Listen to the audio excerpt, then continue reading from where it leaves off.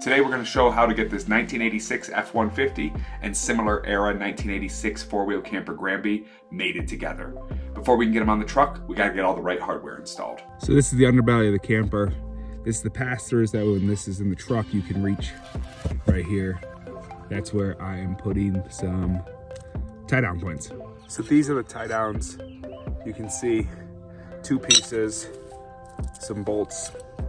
So it's going to go through the wood here, and you see it really spreads out the load. So if you're gonna do this yourself, I just get these from Four Wheel Camper. They sent these to me to help out. But yeah, if you just do like big washers, they can rip through the plywood. So these really distribute it. So I would highly recommend this if possible. I'm just going symmetric. I know I'm 30 inches from the back, but you just do wherever your pass-throughs are.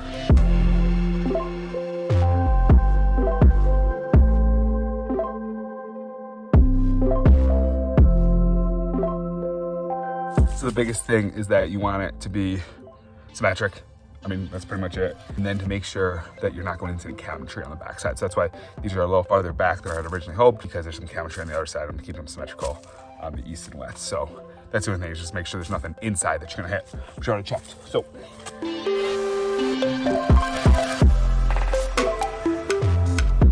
And then the only thing is that you gotta make sure your 3 holes are actually lined up well. So I just use this as a jig and just drill and try to keep everything straight.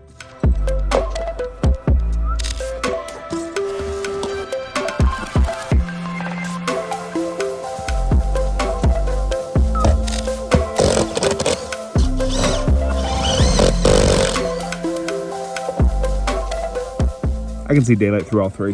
I think we're gonna make it work. Let's go inside and see if we can get it hooked up. There's my 3 holes. This on the inside, this going back outside. I think it's gonna work. So we've got 2 of these in. We're gonna do 1 more. We're just gonna do 3 all day. There's not a pass-through underneath the cabinet. That's how the old ones were. It's gonna be fine. So 1 more. I gotta see if 1 fits right here, hopefully. So. And really all that matters is that it's like kind of symmetrical. Because like there's gonna be chains, like, and turnbuckles, and they can accommodate any tomfoolery.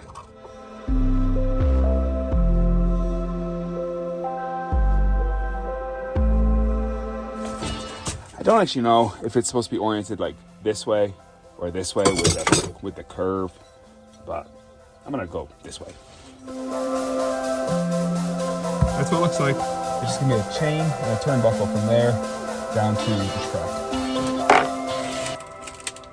That whole project literally took me 20 minutes probably. I've been talking about it for 2 years. With the turnbuckles in the camper, again, I just have 3. That's how they used to roll it. Well, we'll assume that's gonna be safe. Now we need the mounting points in the truck. This is fun.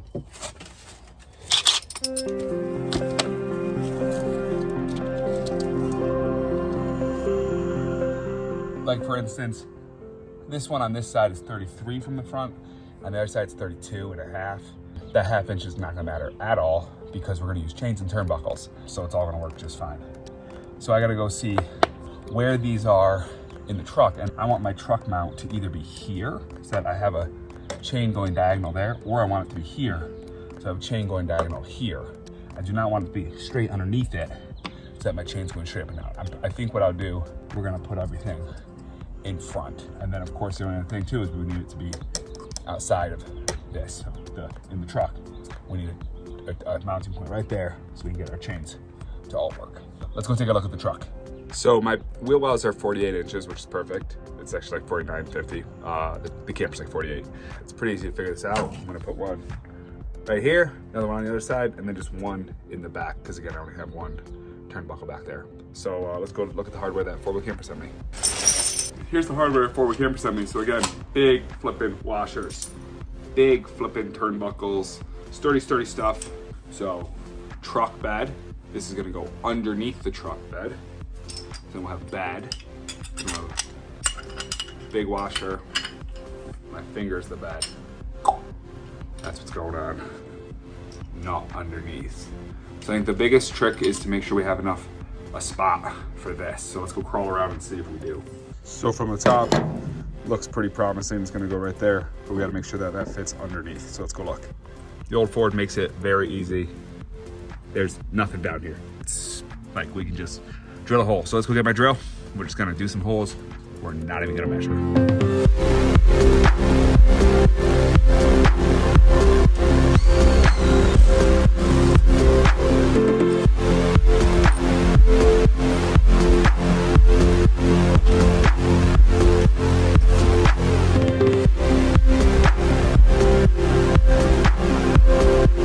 I'm not measuring anything. We're just kind of drilling and hoping and praying. So far, so good though.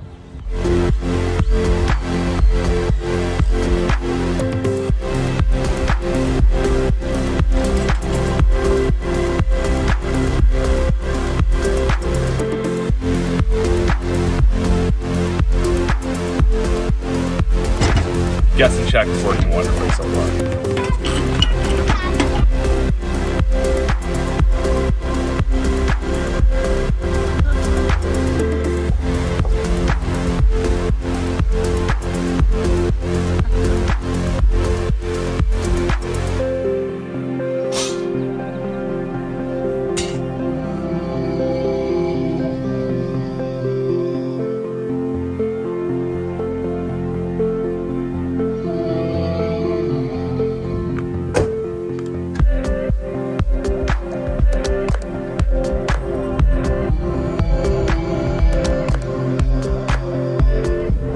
It is so tight.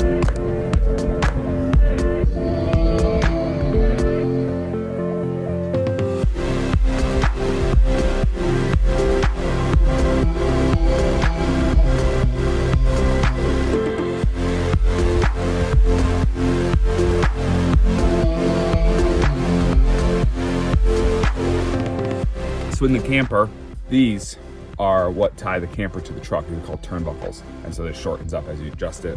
But the only thing I'm trying to figure out right now, this doesn't reach from camper to truck. You usually need a piece of chain here, so I'm just trying to figure out what length chain I should get, so I can go to the hardware store and get that, because they'll cut it for me there, because I can't cut chain at the house. So this is what it looks like.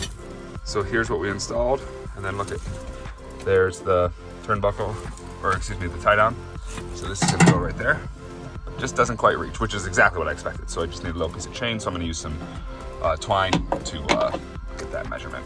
Yeah, I just need like, I don't even know, 3-4 inches of chain right here.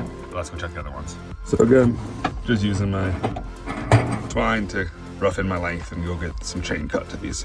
Gotta get this roof up too, get the lifting mechanism going, and then we'll really be moving. It's coming around, she's a mess. That's all right, we're just doing the bones, getting it operational, then we'll deal with the rest.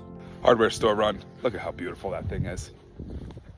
And we're back from the hardware store. If you didn't know, McGuckins in Boulder, Colorado is an awesome hardware store. We don't go to Home Depots. We go to the family-owned place. But I think I got it all. We got some chains.